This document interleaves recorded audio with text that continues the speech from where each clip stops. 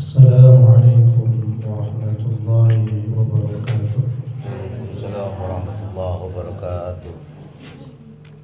Innal hamdalillah nahmaduhu wa nasta'inuhu wa nastaghfiruh wa na'udzu billahi min shururi anfusina wa min sayyiati a'malina. Ashhadu an la ilaha illallah wahdahu la syarika lah wa ashhadu anna Muhammadan abduhu wa rasuluh. Amma ba'd. Wa ma ubarri'u nafsi innan nafsa la'ammaratun bisu'i illa ma rahima rabbi inna rabbi ghafurur rahim. A'udzu bikalimatillahi tammah min kulli syaitanin wa hammah wa min kulli 'ainin lamah. Alhamdulillah, Bapak dan Ibu sekalian yang dirahmati Allah, bersyukur kita kepada Allah Subhanahu wa taala atas segala nikmat yang diberikan kepada kita sekalian. Dan tak lupa marilah senantiasa kita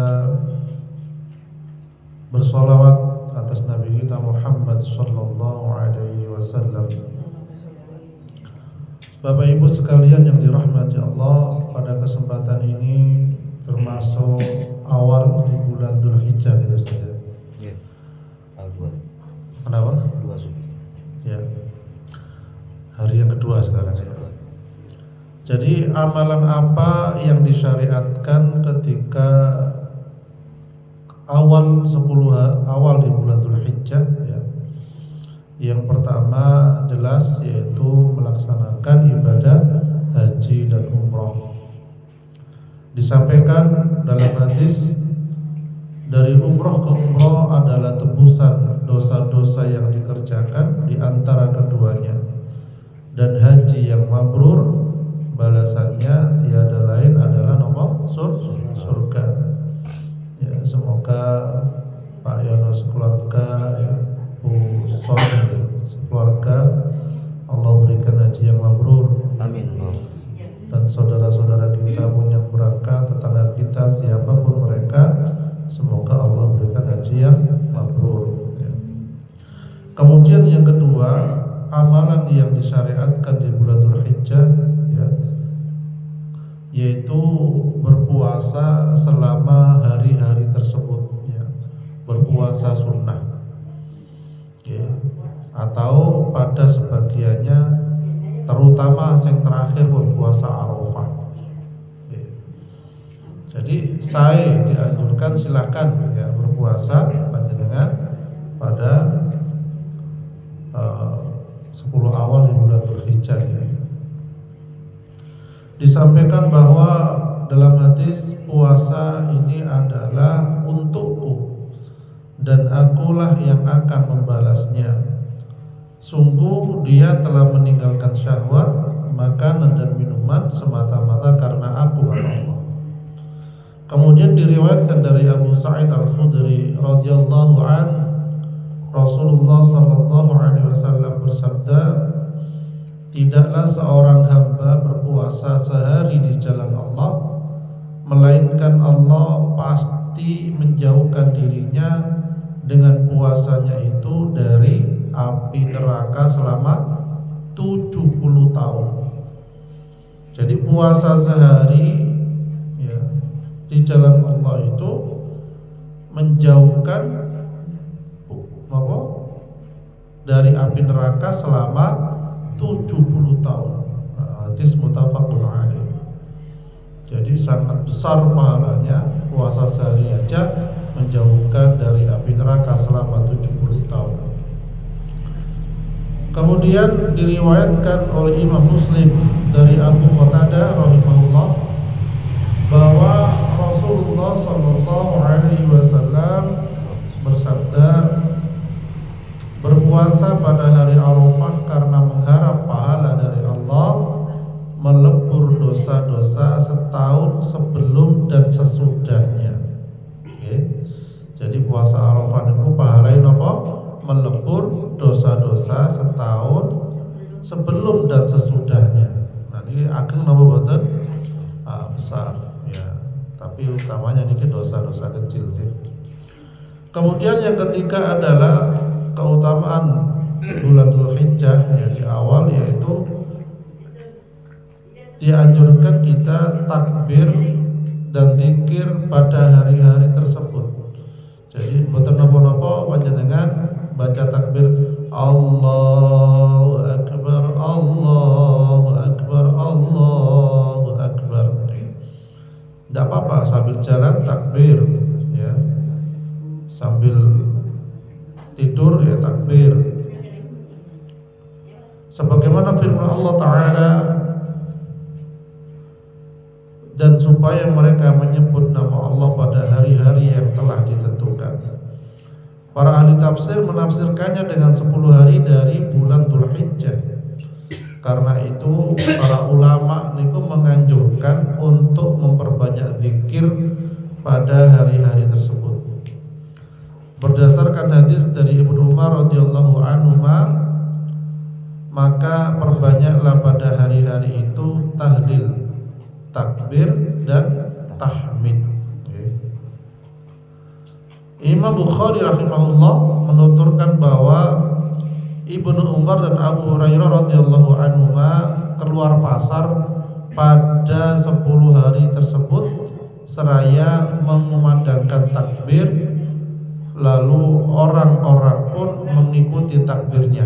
Nah, jadi niki saged melakukan pergi ke pasar kemudian takbir. Nggih. Pantun napa mboten, Bu? Ya. Ada nggak yang berani pergi ke pasar terus takbir? Ya. Kok diambilkan minum-minuman, waras tali kan itu. Waras ta, Bu? Padahal ini dilakukan oleh sahabat ya, yaitu Ibnu Umar dan Abu Hurairah pergi ke pasar pada 10 hari bulan Dzulhijjah di awal itu ya, sambil mengumandangkan takbir. Orang-orang tidak protes tapi malah ikut takbir karena mengerti mereka itu seorang ulama ya, ahli hadis ya, periwayat hadis. Kemudian dari Ishaq rahimahullah meriwayatkan dari fuqaha tabi'in bahwa pada hari-hari ini mengucapkan Allahu Akbar, Allahu Akbar, la ilaha illallah, wallahu akbar, walillahil hamd. Jadi artosipun Allah Maha Besar, Allah Maha Besar, tidak ada ilah atau sesembahan yang hak selain Allah. Dan Allah Maha Besar, segala puji bagi Allah. Dianjurkan untuk mengeraskan suara dalam bertakbir ketika berada di pasar, rumah, ya, berada di jalan, di masjid dan lain-lainnya. Ya, jadi ini dianjurkan. Teng pundi wau teng pasar, nawale teng rumah, terus teng jalan, teng masjid dan lain-lain. Jadi panjenengan mangke pulang saking ngriki takbir sedaya nggih. Allahu Akbar, Allahu Akbar. Kok sampai griya, Bu sampean kok takbir terus apa? Oh, misalnya disunahkan, Pak. Kemudian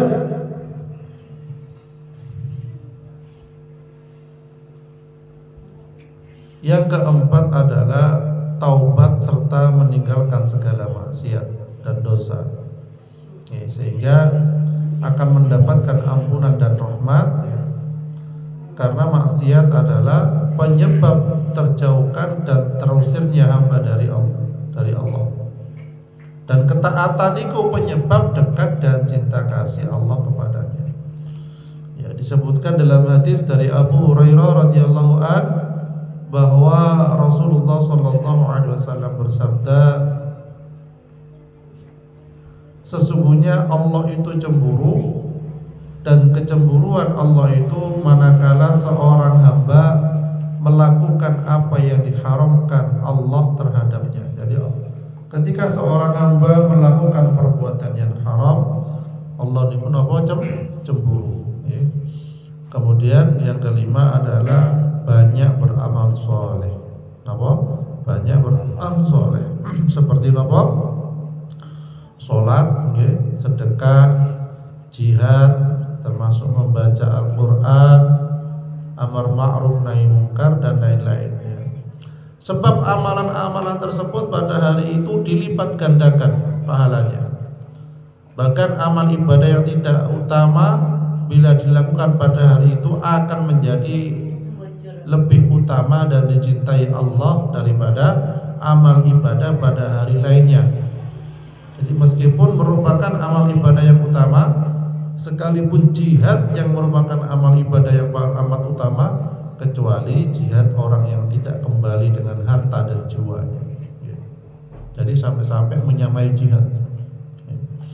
Yang keenam adalah disyariatkan pada hari-hari itu takbir mutlak, yaitu pada setiap saat, siang atau malam sampai sholat id.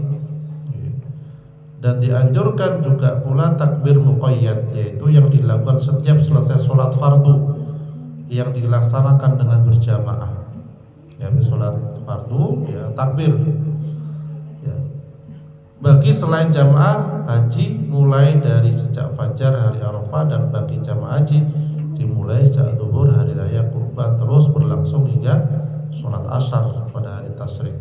Kemudian yang ketujuh adalah amalan yang dilakukan pada awal Dzul Hijjah ini, berkorban pada hari raya Kurban dan hari-hari tasyrik. Insyaallah pun siap sedaya ya. Dalam hadis disampaikan berkurban dengan menyembelih 2 ekor domba jantan berwarna putih dan bertanduk. Ya. Beliau sendiri yang menyembelihnya dengan menyebut nama Allah dan bertakbir, serta meletakkan kaki beliau di sisi tubuh domba itu. Jadi bismillah, Allahu akbar. Itu muttafaqun alaih.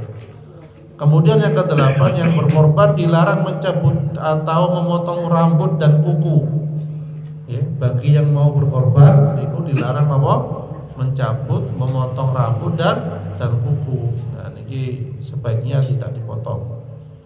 Ya, disampaikan dalam hadis, jika kamu melihat hilal bulan Dzul Hijjah dan salah seorang di antara kamu ingin berkorban, maka hendaklah ia menahan diri dari memotong rambut dan kukunya. Ya. Jadi ngaten. Kemudian yang selanjutnya yang ke-9 adalah melaksanakan sholat Idul Adha dan mendengarkan khutbahnya. Jadi mangke sudah waktunya hari raya Idul Adha, ya. Habis sholat tidak langsung pulang, tapi mendengarkan khutbah. Ya. Dan yang terakhir, ya, selain hal-hal yang telah disebutkan di atas, hendaknya seorang muslim atau muslimah niku mengisi hari-hari dengan memperbanyak ketaatan, zikir dan syukur kepada Allah, memaksimalkan ketaatan kepada pintu surganya.